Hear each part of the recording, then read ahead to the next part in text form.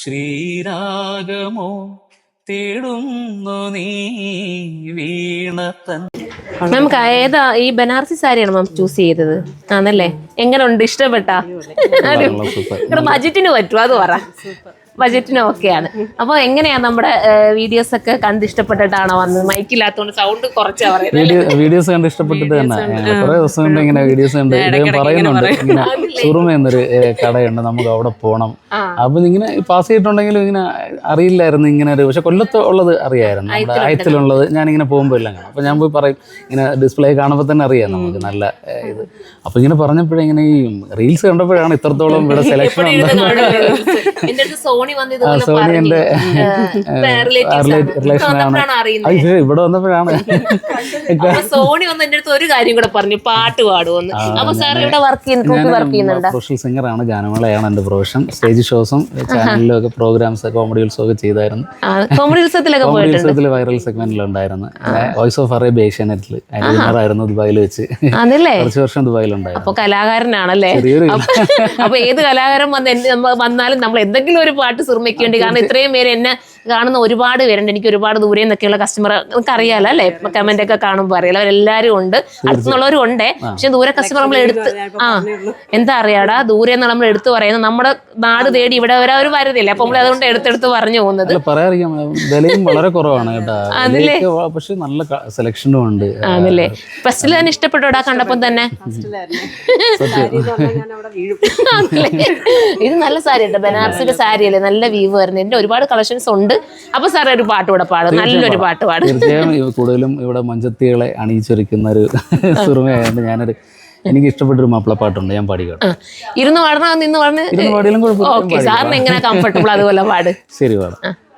മൊഞ്ചുള്ള പെണ്ണല്ലേ, ചെഞ്ചുണ്ടിൽ തേനല്ലേ, കരിവളകൾ കിലുങ്ങുമ്പോ കൊഞ്ചുന്ന മൊഴിയല്ലേ, അഴകുള്ള രാവല്ലേ, കുളിരും നിലാവല്ലേ, അസർ മുല്ലപ്പൂ പോലെ അരികത്തു നീയില്ലേ, അസർ മുല്ലപ്പൂ പോലെ അരികത്തു നീയില്ലേ, കരിമിഴീണയിൽ നാണത്തിന്റെ സുറുമയും എഴുതി പൂമുഖത്ത് കസവുളി തൂകും തട്ടമൊന്നു മാറ്റുകയില്ലേ, മൊഞ്ചുള്ള പെണ്ണല്ലേ, ചെഞ്ചുണ്ടിൽ തേനല്ലേ, തരിവളകൾ കിലുങ്ങുമ്പോ കൊഞ്ചുന്ന മൊഴിയല്ലേ. സൂപ്പർ ആയിട്ട്. അപ്പൊ ഒരു പാട്ടോടെ ഉണ്ടോ? പറ്റുമോ? തീർച്ചയായും പാടാം. ഒരു പാട്ടോടെ പാടും, കേൾക്കാൻ രസമുണ്ടല്ലേ? ശരി, ഞാൻ ഇനി ഒരു തൂമഞ്ഞിൻ ഒരു മെലഡി പാട്ട്. ശ്രീരാഗം ഏത് പറഞ്ഞു? ശ്രീരാഗം നല്ലല്ലേ ആ പാട്ട്? അടിപൊളി പാട്ടാ, അത് പാട്. ഓക്കെ. പെട്ടെന്ന് പറഞ്ഞോണ്ട് വരി തെറ്റിയാലും കുഴപ്പമൊന്നുമില്ല. പാടിക്കോട്ടെ. പാട്.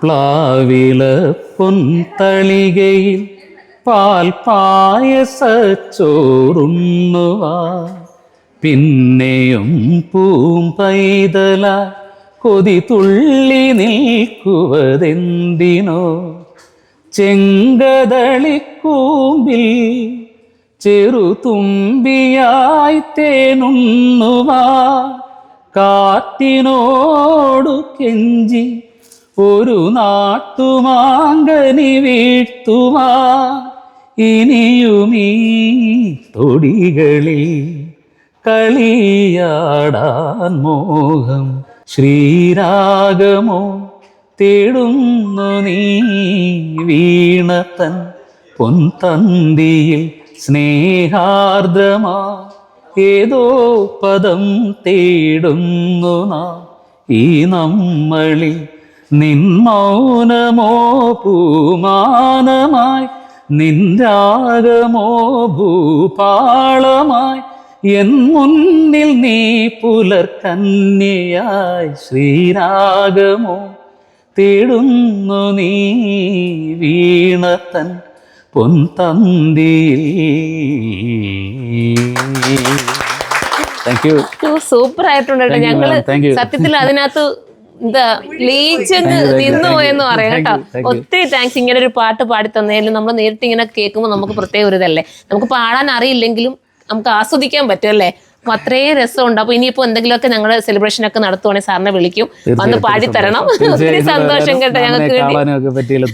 ഓക്കെ, അപ്പൊ ഇനി എല്ലാരെയും അറിയാവുന്നവരൊക്കെ പറയാ സുറുമിയെ കുറിച്ച് കേട്ടോ. തീർച്ചയായും. ഓക്കേടാ, ഓക്കെ, താങ്ക്സ്.